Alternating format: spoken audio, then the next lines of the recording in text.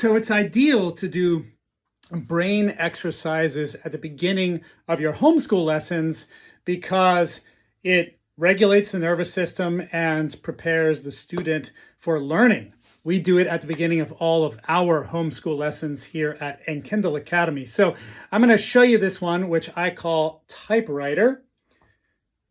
So what you're going to do is you're going to go across the fingers with the thumb. Now make sure the thumbs are going in the same direction. And this will tie your brain in knots when you first start doing it, but then you will get better at it as you go. And you can speed it up. I tell students to only go to about 80% of their capacity without making any mistakes.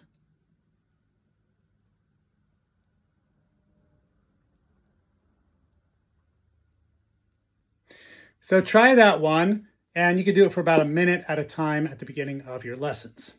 Now make sure to follow us for more great tips like this one.